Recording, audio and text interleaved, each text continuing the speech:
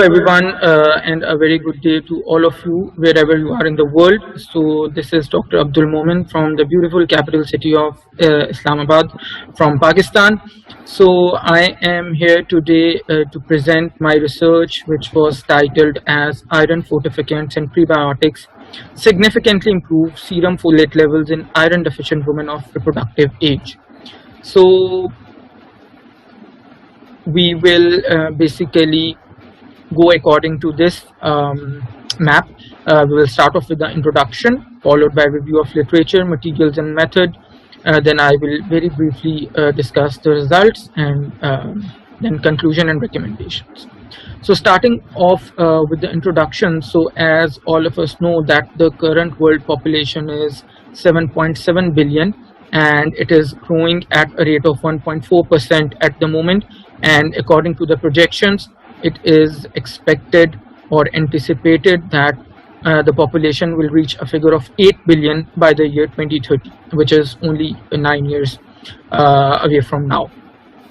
So as the world's population is increasing, so are the food requirements, and unfortunately we have not been able to cater to the increasing food requirements of the population worldwide, and accordingly there is this very important concept in the global community nutrition, which is known as hidden hunger or micronutrient deficiencies.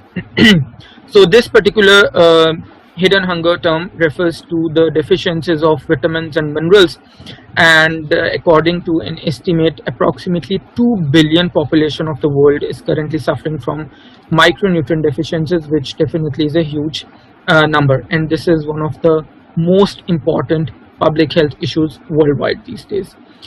Most common micronutrient deficiencies include those of iron, iodine, zinc, folate and vitamin A, not necessarily in this order, and there are several consequences associated with the micronutrient deficiencies, which include poor health status, stunting, mental retardation, then decreased learning capabilities, and reduced capacity to perform daily work, and these can also result in early or premature death.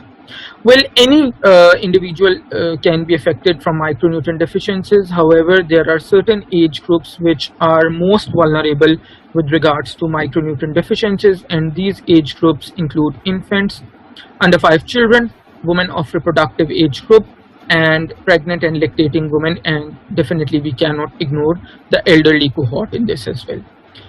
The biggest micronutrient deficiency worldwide is that of iron deficiency, and it also is associated with anemia, which is basically the decreased oxygen carrying capacity of red blood cells to the tissues. And as we all know that anemia exists in various forms, but iron deficiency anemia is the most common form of anemia. So because prebiotics were involved in this particular research of mine, so let us define the prebiotics. So a prebiotic is any non-viable food substance which exhibits selective fermentation, and it moves to the colon so that it can ferment the bacteria present there, and eventually it tends to improve the health of the host. There are many health benefits associated with the use of prebiotics, and some of them include prevention of colon cancer, reduction of cholesterol levels, reduction of severity of certain diseases associated with the gastrointestinal tract, mainly inflammatory bowel disease. Then prebiotics also help in the weight loss, and most importantly, which is actually the core of this particular research, prebiotics have also been thought to aid in the absorption of divalent minerals such as calcium, iron and magnesium. Now, what are some of the examples of common prebiotics? These include inulin, galacto-oligosaccharides, fructo-oligosaccharides, mannan-oligosaccharides and xylo-oligosaccharides. And which foods are the good sources of prebiotics? Well, prebiotics are very commonly present in foods like chicory, onion, garlic, leeks, chickpeas, lentils, barley, oats and bran of certain grain crops. Now, as I have just mentioned, that prebiotics have been thought to increase the absorption of minerals. So there have been some recent researches which indicate that when prebiotics are consumed in combination with iron fortificants, they can they can enhance the absorption of iron. And this particular characteristic of prebiotics can actually be exploited to treat the problem of iron deficiency anemia. Well, the exact mechanism of this increased absorption of minerals is still unknown, but some theories have been put forward. So according to one particular theory, when we consume prebiotics, they tend to produce osmotically active sugars, and these active sugars increase the passive absorption of minerals and produce weak acids. These weak acids in turn decrease the luminal pH and convert the ferric form of iron into the ferrous form, which we know is the more readily absorbable form in the human body. Then according to another theory, prebiotics when consumed, they are fermented in the colon and produce short chain fatty acids such as acetic acid, butyric acid, valeric acid and isovaleric acid. And then these short chain fatty acids enhance the surface area for absorption of minerals.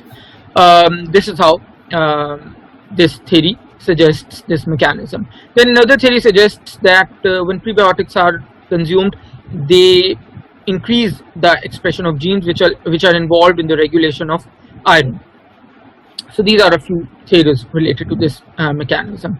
A quick look at the epidemiology of iron deficiency. So globally, 50% of all pregnant women are suffering from iron deficiency anemia, and 56% pregnant women who are anemic come from developing countries, which is definitely an alarming figure. And in addition to this, 0.8 million deaths each year are caused by iron deficiency, and this number is actually highly preventable.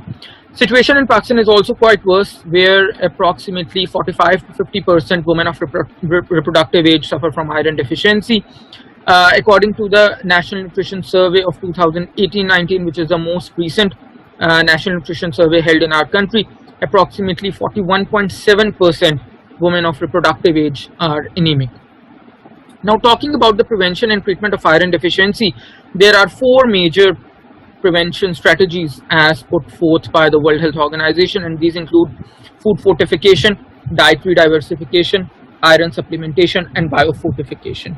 And definitely, since this particular research is focused on food fortification, so we will also be highlighting only this particular preventive strategy.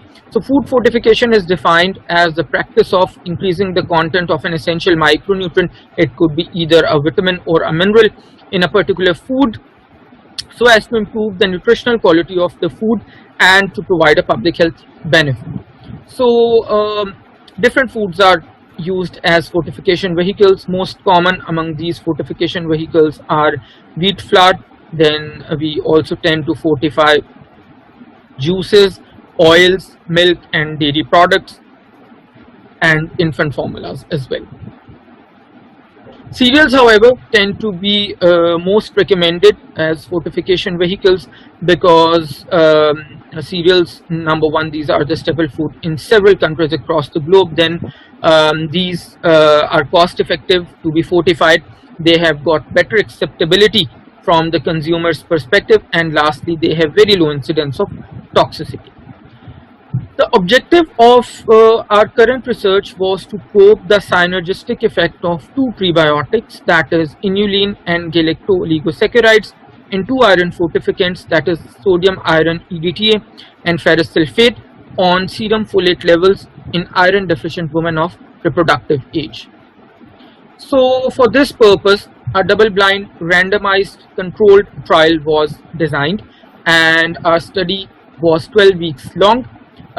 We got university going iron deficient female adults whose age was 18 to 25 years, and we included all the willing female adults who did not have any chronic diseases such as diabetes or hypertension.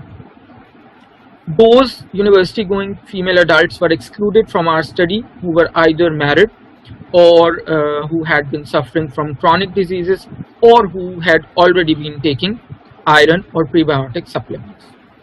For the purpose of sampling, convenience sampling was done, and we actually made 5 groups of women. There were 15 females in each group, so in total the sample was 75.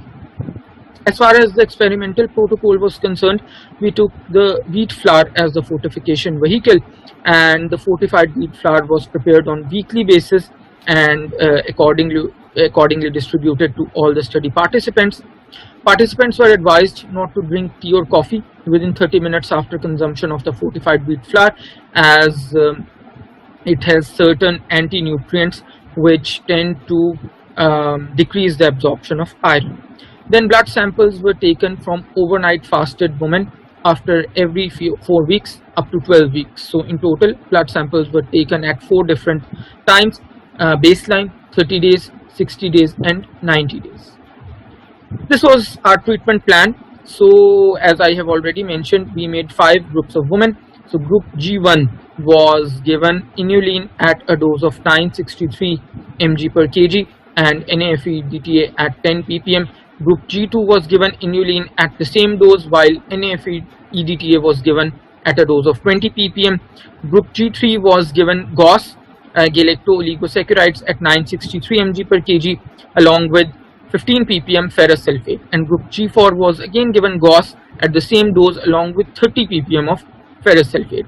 And finally, there was this control group which was not given any prebiotics, though it was given iron supplement, so that ethically we had no issues. So serum folate levels of these overnight fasted women were checked according to the particular protocol. The reference is given in the slide.